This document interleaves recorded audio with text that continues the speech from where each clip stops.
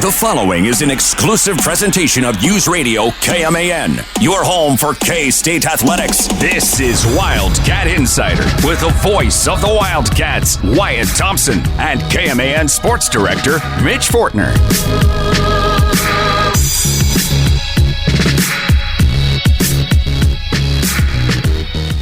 K-State fans, you finally, and I mean finally, have yourself a top 10 team.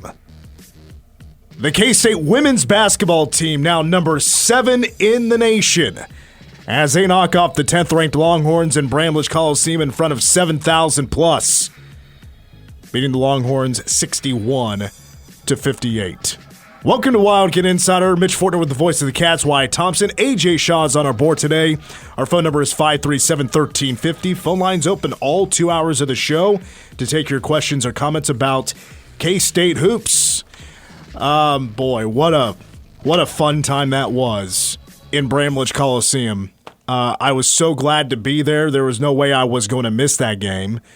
Whether or not it was, it sucked walking into Bramlage because the wind chill, it was that Saturday, right? It was, they were talking about Arrowhead Stadium where wind chill is going to be 30 below and, kickoff time, it was, going to be 2 degrees or something like that. Well, walking into Bramlage, that wind was cutting right through your clothes. Well, once you got inside, you got to witness some history made as K-State beats Texas, and that includes Ayoka Lee getting to 2,000 career points. It took her a minute and 15 seconds to get there. And then she becomes the all-time blocks leader, K-State passing Breonna Lewis. Now, Wyatt, I knew you're obviously in Lubbock. You had a basketball game yourself to call at 3 o'clock. Yeah. So I don't know if you got to watch really any of this game, but I would imagine you were at least following along a little bit. Oh, for sure. I had the stats up as we were setting up. We got to the United Supermarkets Arena about 12:30. And so I'm setting up and what have you. And as I'm setting up, I have a little stats monitor there and immediately hit the tab to open up the K-State women's game. And so I'm following along basically all the way through, even when we were on the air. And it just, you could just almost feel from the beginning that this was going to be a game that was going to be tight, tense, good. You mentioned Ayoka's day, and what an amazing day for her. I know we'll talk a little bit in depth about that, but just a terrific win for the Cats. I wish the men could have pulled that out at the end, and it would have even made it a little bit sweeter. But congratulations to Coach Mitty and the crew. It's always nice when you beat Texas in anything, but this is turning out to be a very special season for them. And, man, that was a good ball game. Really good. I've been talking about it for weeks, and I know and Mitty even kind of talked about it as well because he thanked the fans afterwards. But there were people on social media, begging and pleading with K-State fans, you got to make it out to the game on Saturday. This is a huge game. You can argue it was the biggest game regular season in Bramlage for the K-State women, in 20 years. Yeah. And also take notice, how long it took just to get K-State back to this opportunity to have this kind of big game. And the fans showed up, 7,000. And I have it right in front of me, 7,062 showed up. And Coach Mitty, after the game, was thankful for the fans that not only showed up, but just watched it on TV. This is serious weather out there. Anybody that came to this game, I am thanking them 100% to get out and make the commitment to come support us. I thought it was an awesome crowd. Most women's basketball teams across the country would have had 1,500 in there. And everybody always names Iowa, whatever, but I'm telling you right now, that's a hell of a crowd. And I know the ones that weren't there were watching on TV, so I probably can't thank them enough. Yeah, it's fun when you're at the game, first of all. If you were there, that's a game you're never going to forget. I was walking up to the tunnel for the post-game press conference, and I overheard a fan say, that was one of the best games I've ever seen in this building ever, men's or women's. Yeah. And it was. It was nerve-wracking. It was tight. It was a tense game until the fourth quarter rolled around. And first of all, what a moment that was to end the third quarter, where Serena Sundell camping on the baseline, beautiful block, She gets the rebound, and she's kind of hesitant to make a pass, but I think she had her eyes sight on Zy Walker, who was waiting for the pass. She was running on the far side of the floor, the student side of the floor, and a laser beam pass finds Zy, and with very little time to shoot, she just lets it go from 35 feet or something like that, and absolutely sinks it. Huge eruption from the fans.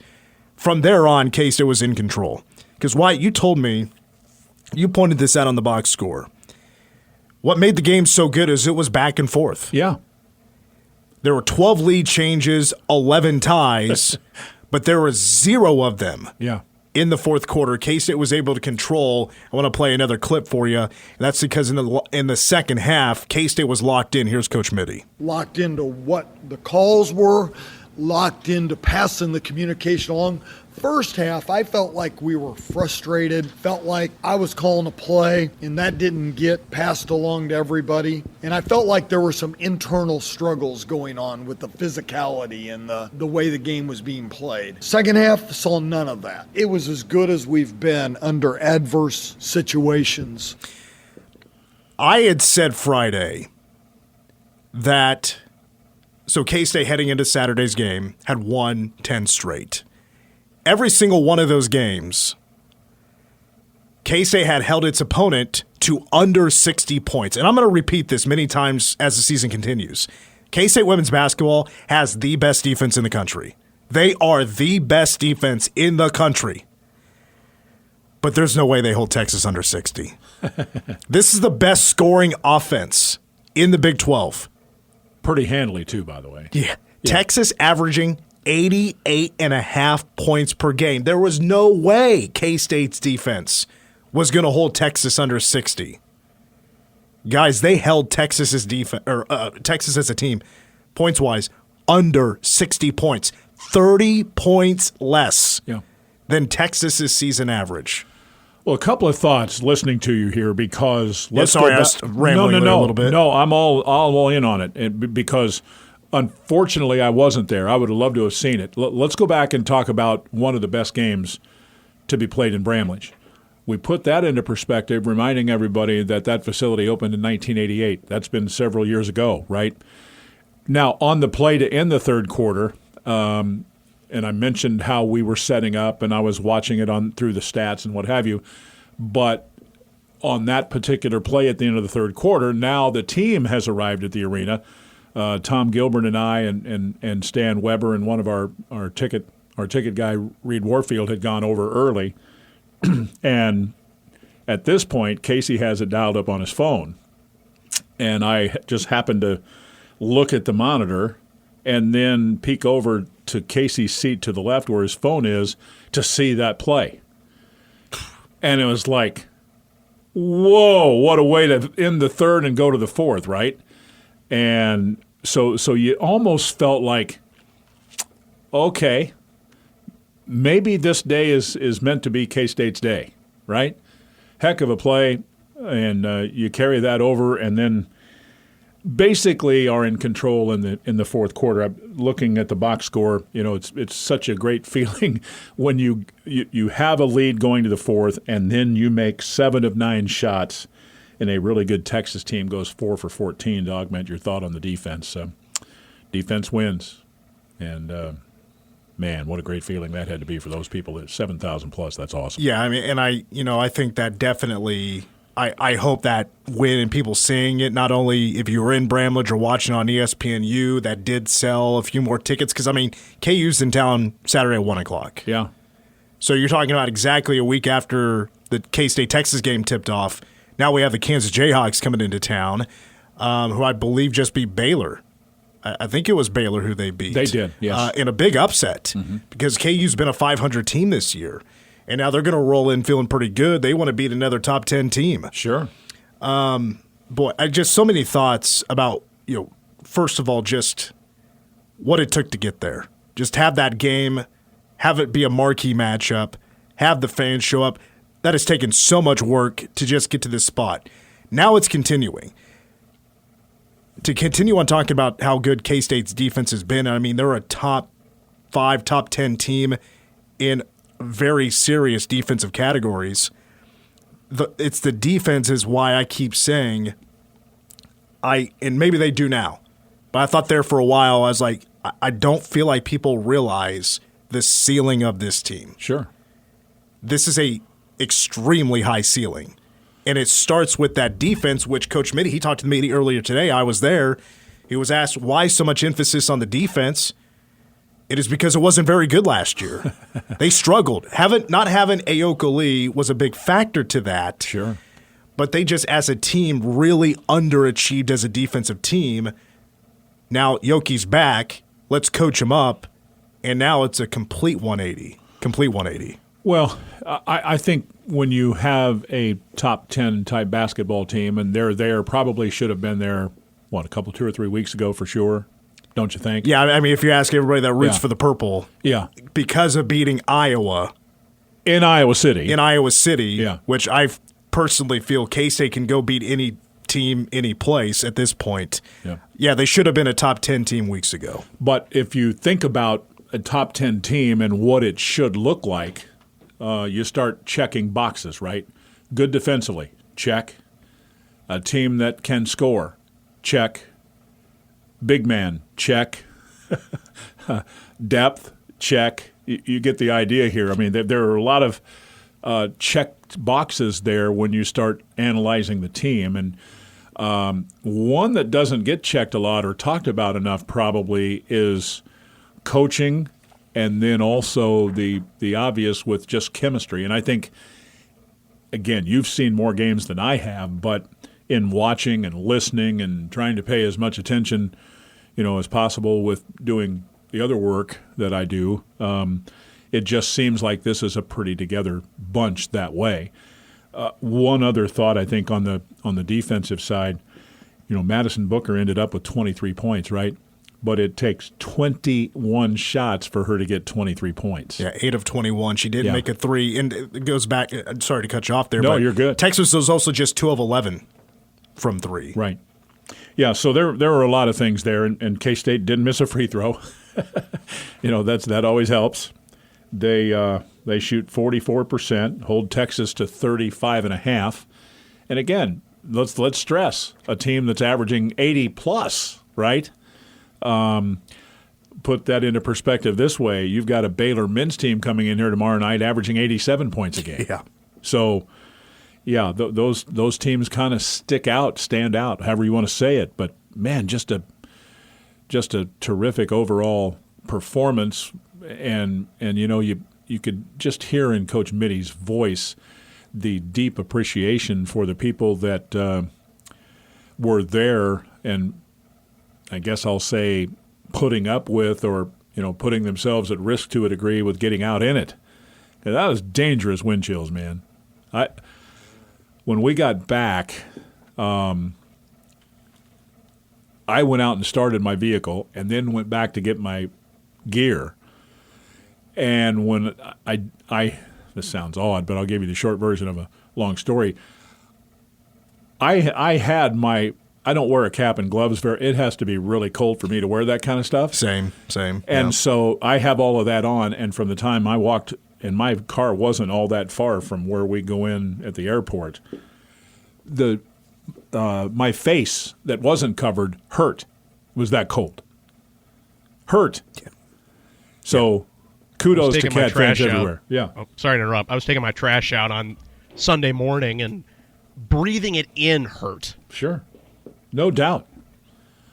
You're from Chicago. You get this every winter, right? This is nothing new. Not historically cold temperatures, but yeah, we get cold weather, but not like this.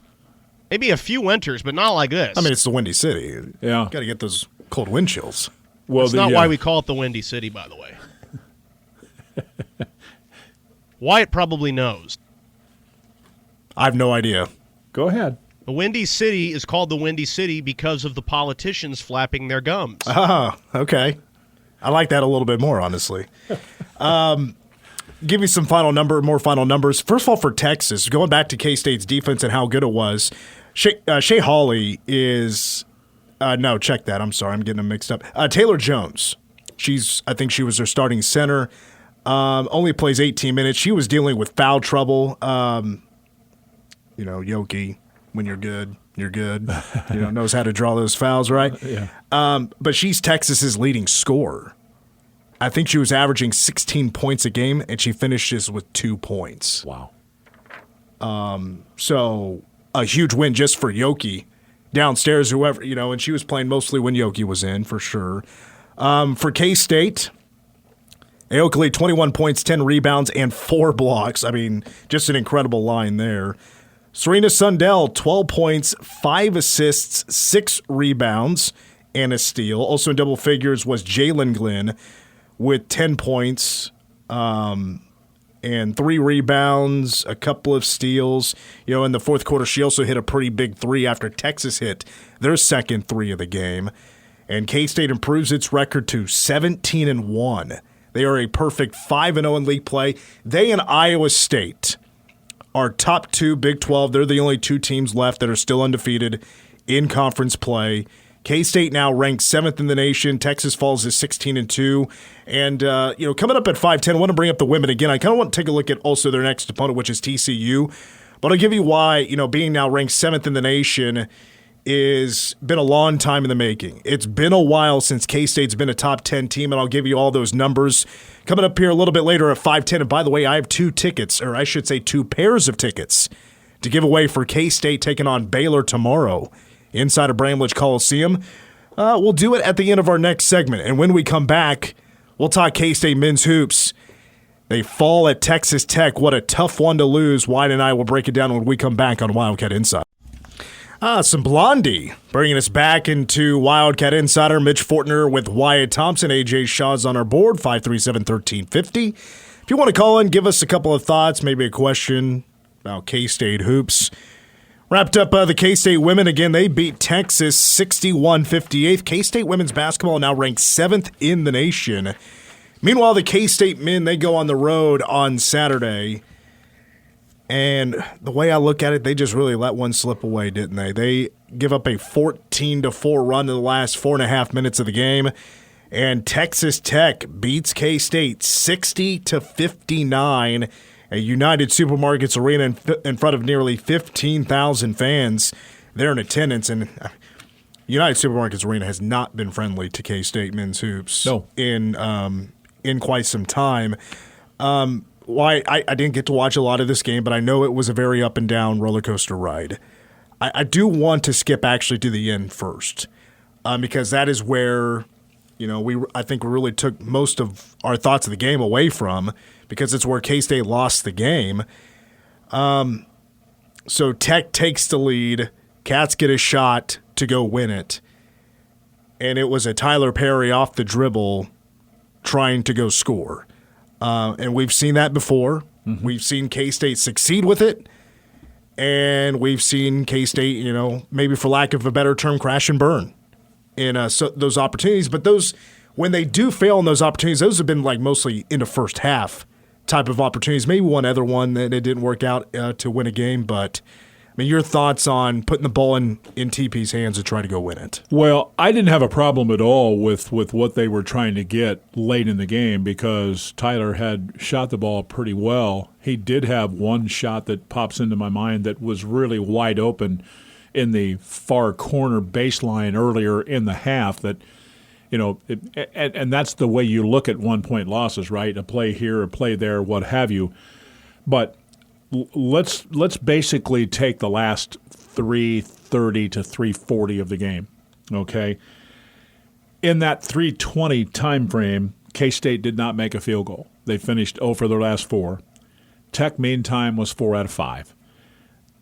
And it just seemed like, and this is part of the thing that hurts, most of the time in that last, say, 3.5, almost 4 minutes, those 50-50 balls, 50-50 calls, almost all of that went against K-State. And that's what really stinks. You can probably complain about a couple of different calls, in particular the 3-point play by Joe Toussaint, who not only walked but moved his pivot foot twice. ridiculous that was called. It was a walk. But it wasn't just that. It was K-State not really playing very well and getting beat to loose balls.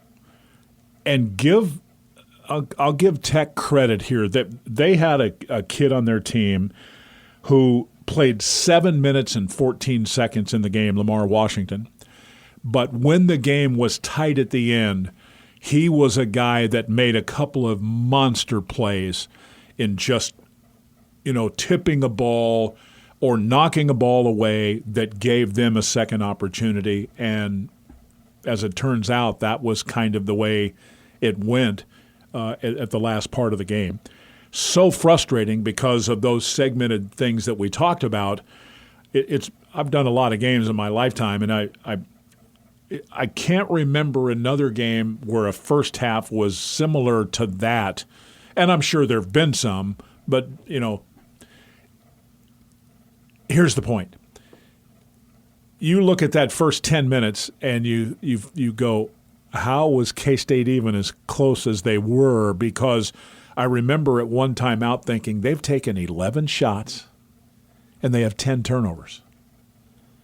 And then in the last 10-ish minutes, they can't do anything wrong. And they finished the half on a 20-0 run, and they're up 33-22. That was odd, right? They come out in the second half, and it's segmented again a little bit. They did not start the second half very well, fight back, kind of somewhat take control. And then in that last 3 to 4 minutes, I gotta give a lot of credit to Jerome Tang. He said, this one's on us. We had our chances. Say what you want about some of the calls, but K-State probably could have could have won, probably should have won the game and didn't. K-State, that's what hurts. Yeah, K-State should have won the game. Going back to the first half, what I took away from that was I think K-State looked its worst and then its best. Yeah. All in one half. Yeah. That you mentioned that first part, and I was just blown away by how many turnovers they had early on. But I say give all the credit in the world to K-State to bounce back out of that in a pretty quick manner, because K-State had no business of winning that game at halftime because they were just over. I don't know if I'd say outmatched or anything like that. They just didn't execute early on. It was pretty sloppy. Well, they were trying, and Coach talked about this at his press conference a little bit today, in that, because I specifically said, kind of give us, other than making shots, what really was different? And I was intrigued by what he said, because I think K-State was sped up early in the game. Big crowd, they were into it. Tech got off to a decent start, which made the ruckus in the building, if you will, even more so. And it can get loud at United Supermarkets Arena now. And they were into the game. And so I don't think they really did a very good job in that first 9 to 10 minutes of handling that situation. But then once they hit a couple of shots, it's just like, whoa. You couldn't turn not that you wanted to, but you couldn't turn the faucet off. They had good ball movement. They were making shots. They were defending like crazy good. And so that adds to the frustration, because when you have segments where you play that well, that's kind of, or at least for me, I remember that every bit as much. I'm pretty sure in all the games I've done in the Big 12 basketball era, I can't remember K-State ever having a 20-0 run on the road, ever at any segment of a game. Yeah, not one time. That was over the last, let's see here, that was over the last 7 minutes and 10 seconds of the first half. Yeah. K-State was down 22-13, and they go on a 20-0 run to lead at the break 33-22. I remember exiting the Jeff Mitty press conference, was watching a little bit of the game on my phone. It took a little while to get through the press conferences because you just beat Texas. I think Mitty had close to a 20-minute press conference. The players had 10 minutes. So we were in there for a while. By the time that ended, the game was already half over, and I had missed the first half. Right. But I was keeping up with it a little bit early. And Casey was struggling. He's like, oh, this is not good. This is a really rough start. I don't know if K-State digs out of this hole. And then I checked my phone. It was at halftime. I looked down, and I'm like, they're winning? Yeah. And winning by 11? I know. I was blown away, but I was so happy to see that the guy that was leading the way on that comeback, Tyler Perry, needed that greatly after scoring just 6 against West Virginia. Did not score in the second half. Right. I think people were kind of thinking, oh, well, maybe that game he had against UCF maybe was just a once-in-a-great wild thing for Tyler Perry. No, he started to really bounce back in that first half. He did have a quieter second half, but K-State's in a pretty rough spot, if not Tyler Perry hitting some threes, but also Kaluma and Cam Carter hitting some as well. Yeah, again, you look at that last 7-ish minutes, because I wrote these things down, and they continue to play in my head, of course, and that's what happens whether you win or you lose. But I wrote down K-State was 7:20 to go, and from 7:20 of the first half to halftime, they outscored Tech 23-3. 6:48 on, it was 20-0. Over the last 7:10 of the first half, Tech did not score a point. They were 0 for 9. K-State made 8 of 13 threes in that first half, despite the start. And I think they were maybe either 3 or 4 of 11 at the point where they had 10 turnovers in that first 10 minutes. So it was an odd first half, to say the very least. But when they were cooking, my goodness, the gas was at 500 degrees. It was unbelievable. And maybe not as so hilly with a roller coaster ride as for the second half as it was the first half. Tech slowly starts to crawl back. Sure. They make it a 2-possession game. And I thought Will McNair was struggling there for a little while, but then he became a pretty important part of K-State keeping its lead, trying to bounce it back to 9 points or to double digits. It was just that last 4.5 minutes where K-State got out-executed. And to me, that was the difference where maybe Texas Tech wanted it more. We can't say that for sure. The way they played was, we're going to go get these rebounds. We're going to try to get some putbacks because this is how we got to win the game. Go ahead. Well, I was just going to add to that a little bit, in that the hard part about the road is, more times than not, the opponent, the home team's going to probably get to the line a little bit more, and that was the case here. They go 15 of 18. K-State at the line, just 5 of 7. That might be a season low. I'm not sure. But yeah, I think it is, actually. 5 out of 7 is not much in terms of attempts, and this in a game where there was 2 technical fouls called. I can't stand the double technical thing. I know you're trying to get things under control and calm some guys down. Yeah. And because there's always an instigator, and then there's always the second guy who, generally speaking, is the guy that gets – there were a couple of plays in the game that I didn't understand and probably never will, and I probably need to let it go. But how you missed the Toussaint walk when it was pretty blatantly clear. And then there's three, I guess. One has kind of somewhat been answered, but the other 2 haven't. One is the Toussaint walk. Second is the quote hook and hold on David Gasson, which was awful because he got if you go back and watch the tape, he gets shoved in the back. Yep. He's trying to help protect himself to a degree. And then the other one, I guess the explanation is that the foul was on the floor. I'd never seen anybody fouled on a dunk and not shoot free throws. Oh, I forgot about that. But we saw that one on Saturday. And the explanation was he was fouled on the floor. Well, he wasn't touched until he was 15 feet in the air. That's the point. That's exactly right. If you watch Cam go up for those oops, he jumps high. Yeah. He gets up there. Okay, we just got an update. Closings and cancellations, by the way, obviously you could imagine because of the snowfall we're getting. It's really sticking to the roads. It's been getting slick over the afternoon. They're starting to cancel activities, including for tomorrow. USD 383, which is Manhattan-Ogden, has been closed for tomorrow. So we've already had Manhattan girls were scheduled to go down to Emporia and play tomorrow, and that's been postponed. So, yeah, more activities either getting canceled or postponed. So for all that up-to-date information, newsradiokman.com. There is a full list, a closings and cancellations page. Go check that out for all the up-to-date information. So, yeah, I completely forgot about that Cam Carter play where, yes, he got fouled trying to go for the oop on the alley-oop, and he's not shooting for the – yeah, that was a head-scratcher, but I completely forgot about that play. Yeah, that was a – I don't know. You brought up the travels that were missed. I don't know if it's just me. I don't know if I don't have any numbers to back this up, but I feel like there's been way too many travels in late moments of a game completely missed. Hunter Dickinson has gotten away with it twice.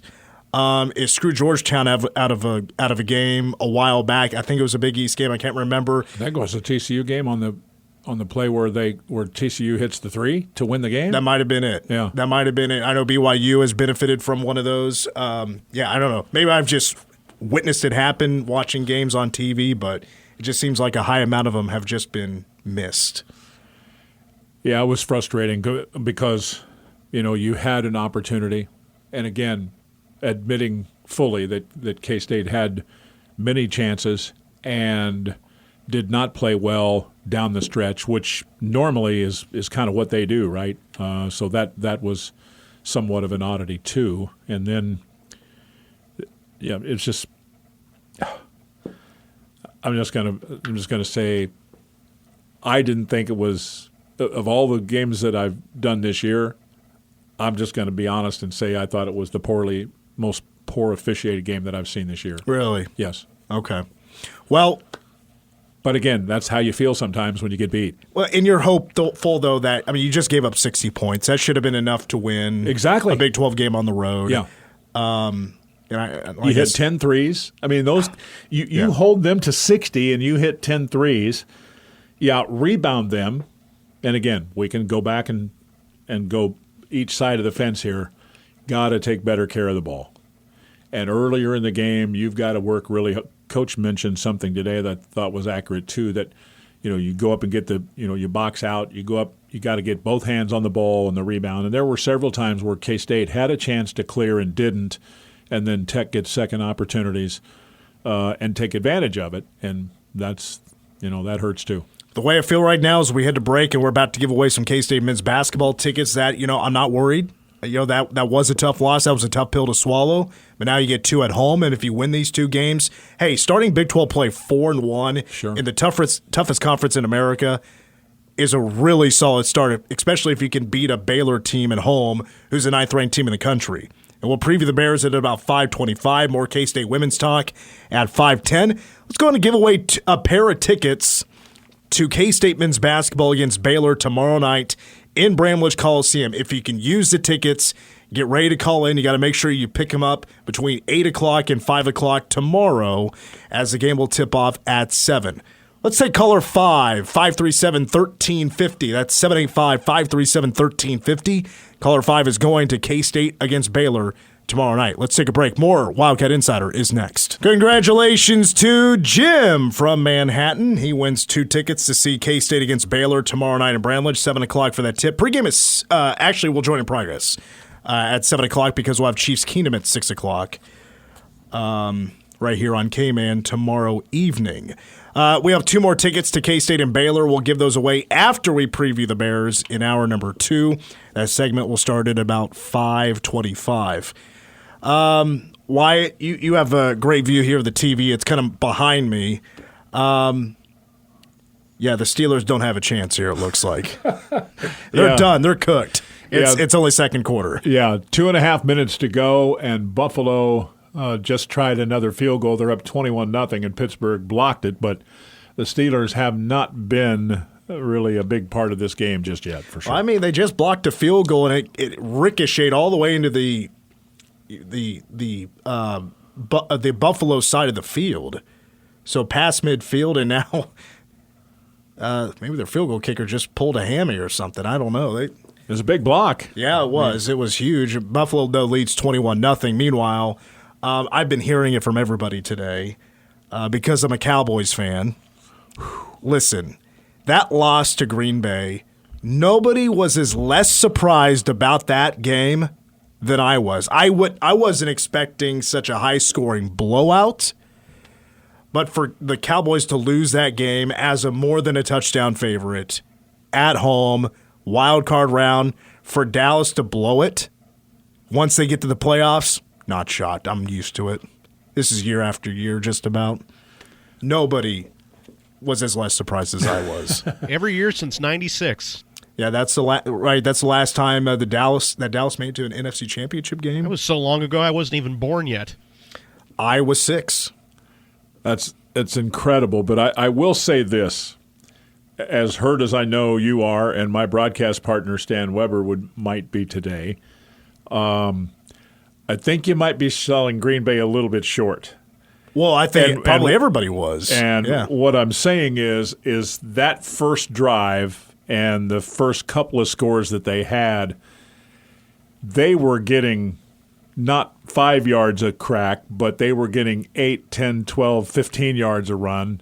And this just in, Jordan Love can shoot that ball downfield pretty well now. Well, I know he's legit. Dan Quinn would like to get back to being a head coach. He was in Atlanta for 5 years and then became the Dallas defensive coordinator. And, his name was being thrown around for the Alabama job. Yeah. And then doesn't make a great impression with that loss to Green Bay. Dallas's defense was bad.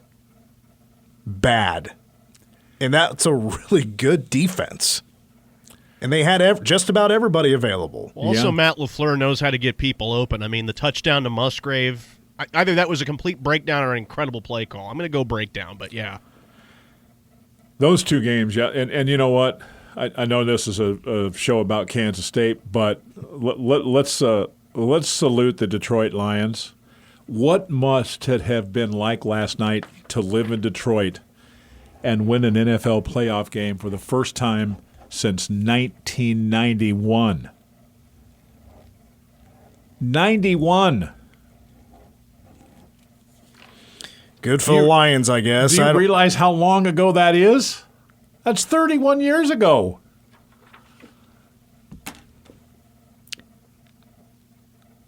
Good for Detroit.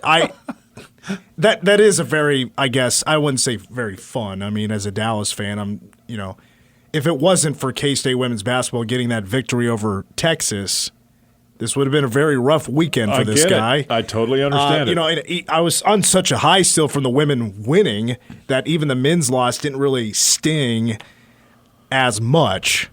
But, I just kind of laughed watching the game. That was so long ago when Detroit last won a playoff game. K-State hadn't even won a bowl game yet. Correct. 93. Yeah. That's unreal. Tim Allen was still doing home improvement as a Lions fan, but he seemed like a real cheery Lions fan, so they must have been doing something well at that time. You want to hear a really good one?